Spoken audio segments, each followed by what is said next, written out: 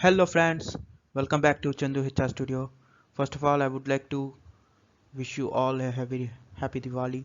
Hope you have celebrated Diwali safely way. Thank you. In today's topic, I'm going to discuss about labor legislations with practical explanations part 3. Code on Social Security 2020. An amalgamation of various social security laws into a single code. Okay, try to contact me for more videos and any other queries related to HR. I'm here to help you. These are my credentials for contact me. Thank you. In today's topic, I'm going to cover about social security situation of workforce in India, need for codify the social security laws in India, stages in formulation of social security code, major changes in social security code, brief arrangements of various sections in the code, practicality, applicability of the code, and various example calculations in social security laws, which we are doing every day in our HR life. So in today's question, I'm going to ask about this picture, who is in this picture and what his contribution to the HR field. Try to answer this question, friends, in comment box by hashtag Chandu HR Studio. For previous video, the question number 2, he's David Ricardo, a well-known economist who developed the labor value theory, one of the early wages theory, a theory of value that argues that economic value of a good or service is determined by the total amount of social necessary labor required to produce it. So wages are defined by the labor value which we require to produce that good. So these are the 9 labor laws which is going to replace the Code on Social Security 2020. The Employee Compensation Act, the Employee State Insurance Act, the Employee Provident Fund and Miscellaneous Provisions Act, the Employees Exchange Compulsory Notification of Vacancies Act 1959, the Maternity Benefit Act 1961, the Payment of Gratuity Act 1972, the Senior Workers Welfare Fund Act 1981, the Building and Other Construction Workers Act 1996, the Unorganized Social Security Act 2008. So what is our situation of our workforce pertaining to social security? As a world largest diversified democratic country, our India, we have a huge population, and in world we are in the second for the population. With the high population, of course, we can face and we have to face more and more challenges to satisfy the need. So basically needs are unlimited and resources and ways to satisfy that are limited. So with the limited resources, we have to satisfy our basic needs. In the population concerned and diversified populations, some of families or persons will be in backlog to at most to satisfy their basic needs also.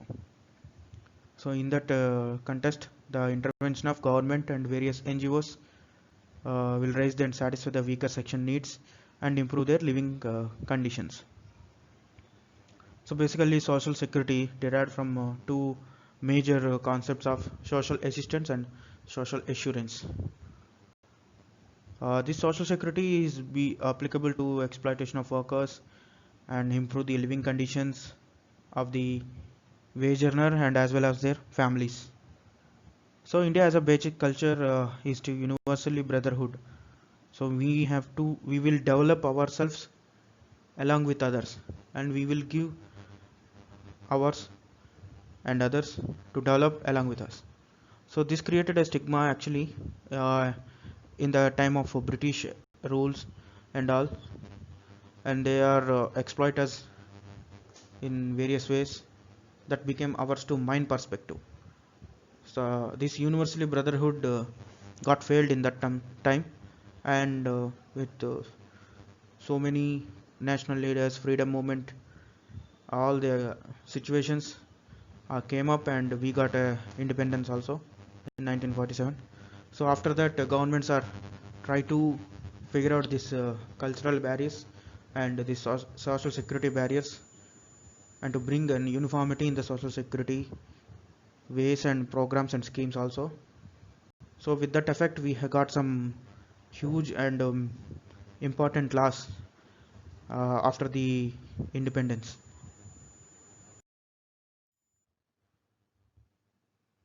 The social security law's main object is to overall development and supportive benefits in some unexpected and expected changes in the life. So the improvement on social security laws in India was started in the closing era of British ruling, as I said earlier. So after the independence, we got more and more focused on social security to build up our Indian uh, industrial scenarios.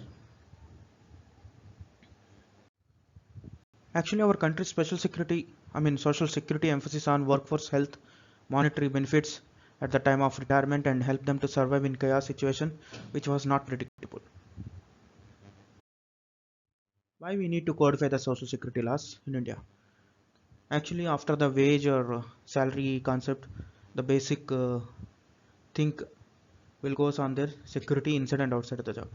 So one will think about what is the security of my job and what I am going to give some security to my family and all.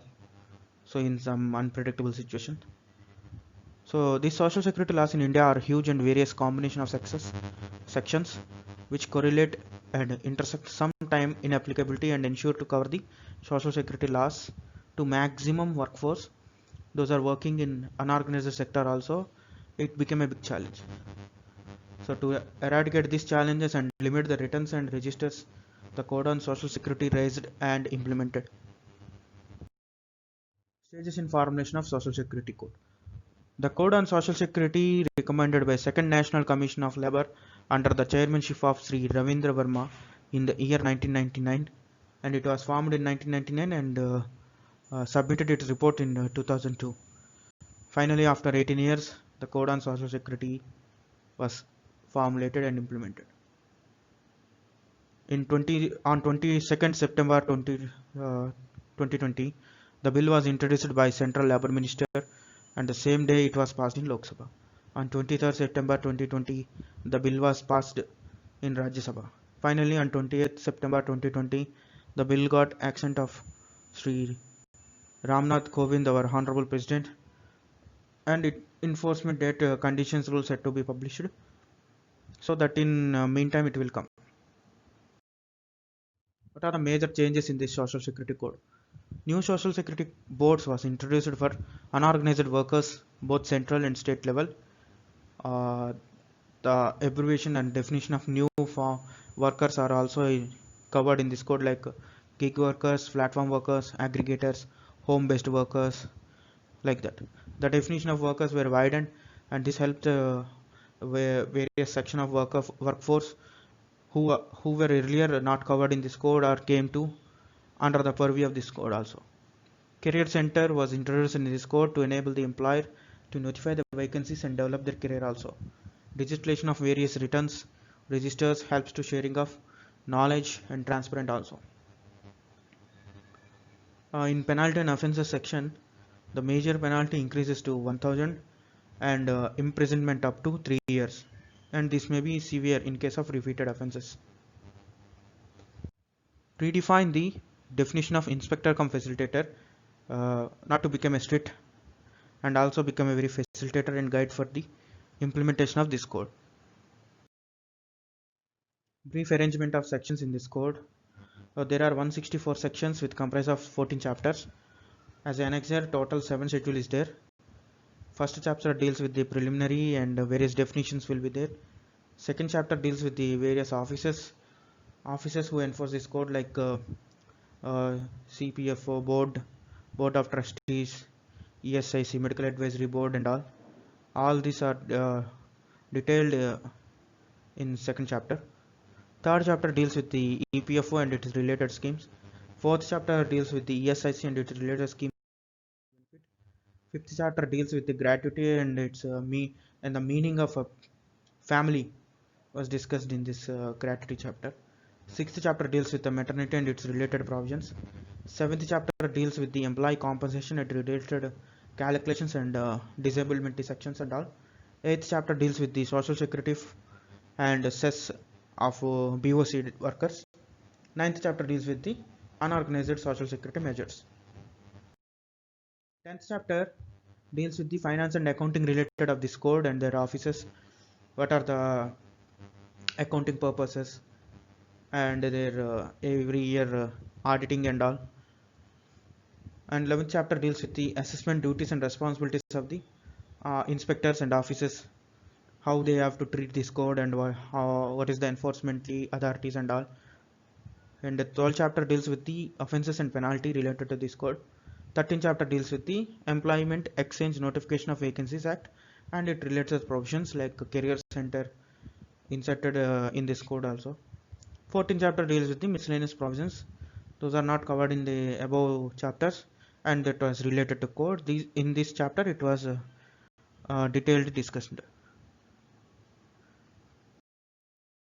As an annexer, there are 7 schedules to this code. First schedule deals with the applicability of various acts in this code. Second schedule, the wider meaning of employees who are covered within the section 2 of the class 26. Third schedule, the list of occupational diseases. Fourth schedule, list of injuries deemed to be permanent, total disabled and partial disablement. Fifth chapter deals with schemes related to Provident Fund, EPS and EDLI. Sixth schedule, relevant factors in case of permanent total disablement and death. Seventh schedule, classification of aggregators. The practicality of the code. When it comes to the practicality of this code still under the pass mode and the date of its execution and rules had to be framed. So the present acts which covered under this code are still active and practicable as earlier. This code will replace the different meanings of employee worker in different acts into one act. Separate schedule was framed for the same. In practice, this will help the employers to execute the definition in a broader perspective. Returns also become easy, simple and consolidated. This helps the organization to save time and money. With easier enforcement of social security, there will be a greater liability also on employers header to facilitate unorganized workers. Those are most in seasonal, intermittent nature, and retirement of these workers also crucial for the practicality of this code. Inspector cum facilitator will play a crucial role to handle the new code changes and its implication with various establishments and organizations as a guide instead as a sole strict officer. Applicability of the code. As I said earlier, there is a dedicated schedule 1 which is detailedly described about applicability of the code. So chapter 3 for the EPFO, that means 20 or more workers were employed is a normal meaning. In chapter 4, employee state in act and its establishment 10 or more workers.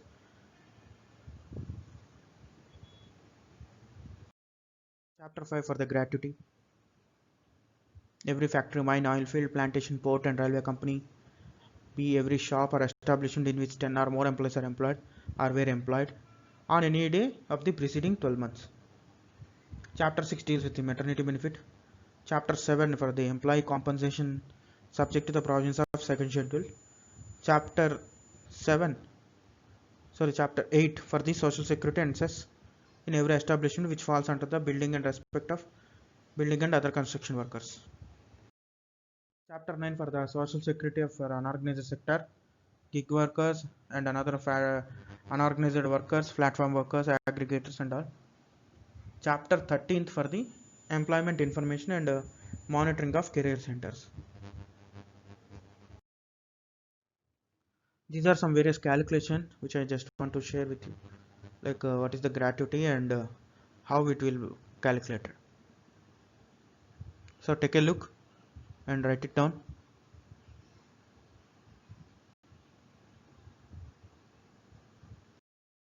And this is for ESIC.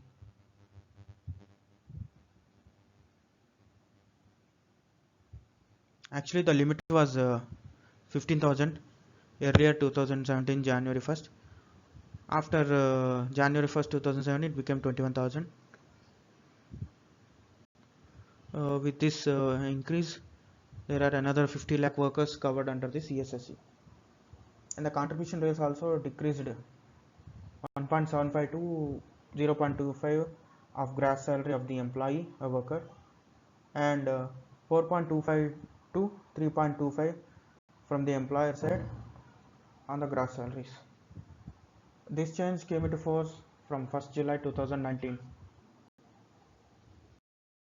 and this is the Provident Fund.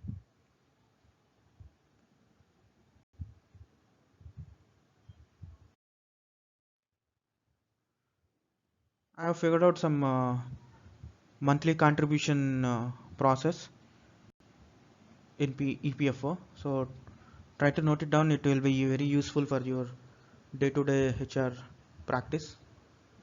So before pay the ECR Chalana, we need to prepare ECR text file by MS Excel with save as mode as a CSV. So in MS Excel we have to taking care of this 11 columns one by one.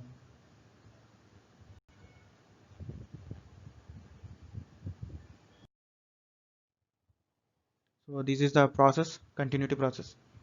Try to note it down.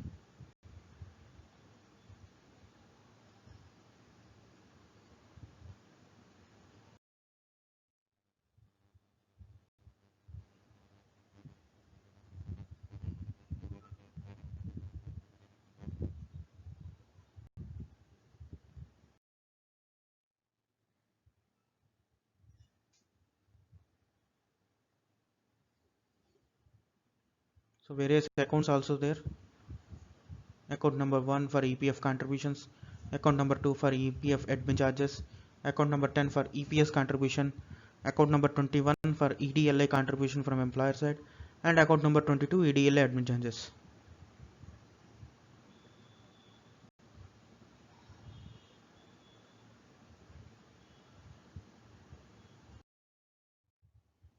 So this is for the employee compensation at 1923.